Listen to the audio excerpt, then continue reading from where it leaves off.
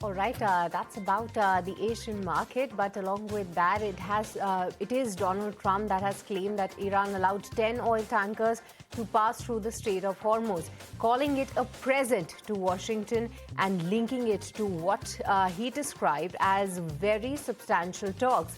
However, Iran continues to deny that any negotiations are taking place, highlighting a widening messaging gap between the two sides. And at the same time, Trump has extended the pause on strike against Iran's energy infrastructure to April 6th, saying the move came at Tehran's request as discussions continue. During a cabinet meeting, and Trump maintained that Iranian military was decimated and the strait should open soon, since Iran is begging to make a deal. Let's go across and listen in. They are begging to make a deal, not me. They're begging to make a deal.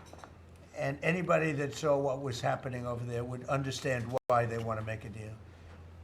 But they say, oh, we're not talking to them. Anybody would know they're talking. And only a total fool. And they're not fools. They're very smart, actually, in a certain way. And they're great negotiators. I say they're lousy fighters, but they're great negotiators.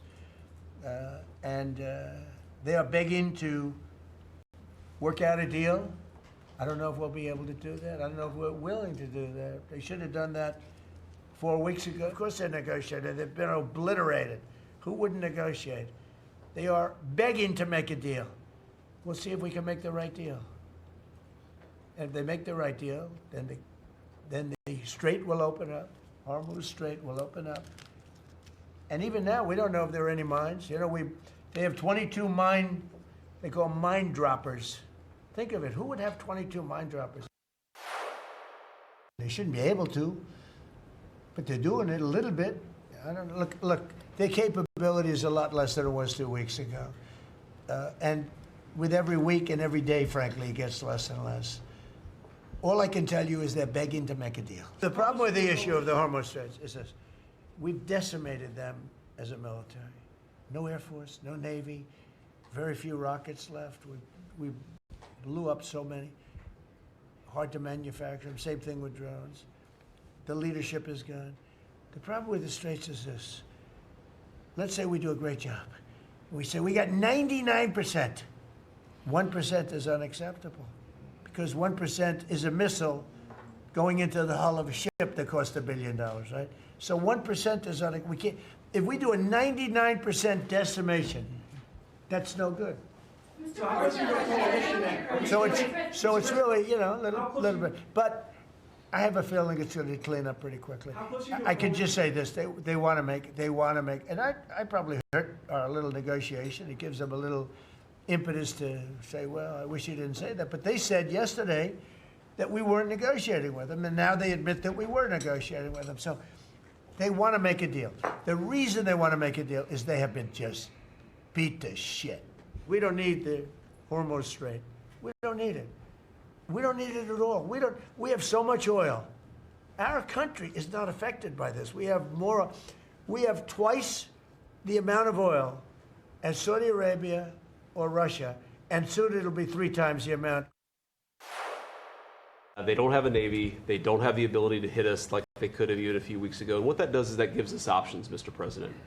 Now, there's been a lot of reporting about diplomatic options, about negotiations. There's, of course, Pete and his team. There are further military options. But what we have now that we didn't have when the president took over just a little over a year ago is the ability to use every tool at our disposal to ensure that Iran doesn't get a nuclear weapon. Because when I say options, I think it's important the American people know options for what?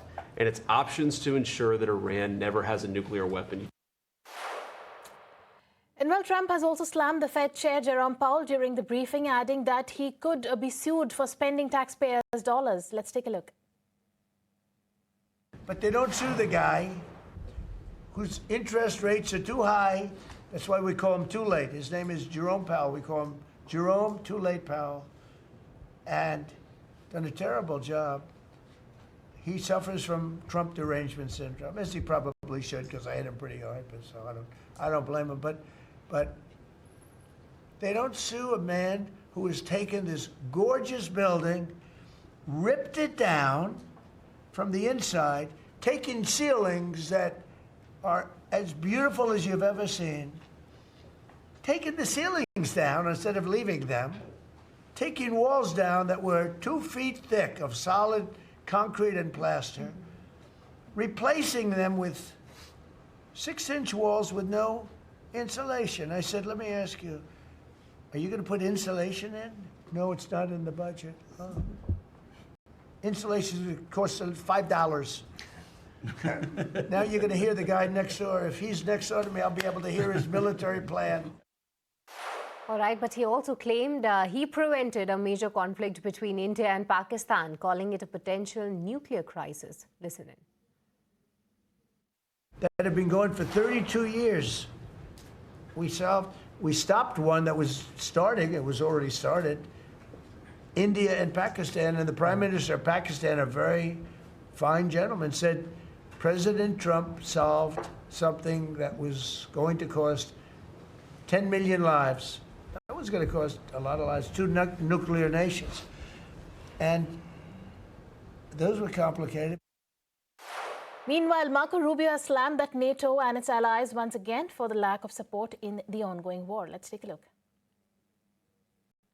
The United States is constantly being asked to help in a war, and we have more than any other country in the world, on a war that's happening in another continent, in Ukraine. But when the U.S. had a need, he didn't get positive responses. So right now, he's just making the observation that, I think it was a couple of the leaders in Europe who said that this is not Europe's war. Well, Ukraine is not America's war, and yet we've contributed more to that fight than any other country in the world. So it'll be something to examine. The president will have to take into account down the road. And G7 leaders are warning the conflict is becoming a catastrophe for markets. European nations are pushing for de-escalation, but admit they have limited influence over the US-led military campaign, even as risk of further escalation remain high. The World Bank says the conflict is already disrupting the commodity markets and global logistics, with crude prices up nearly 40%, LNG prices surging, and fertilizer costs jumping sharply. All right, with that, it's time for a quick breather. Don't go anywhere. We'll be right back with more updates on the other side. Stay tuned.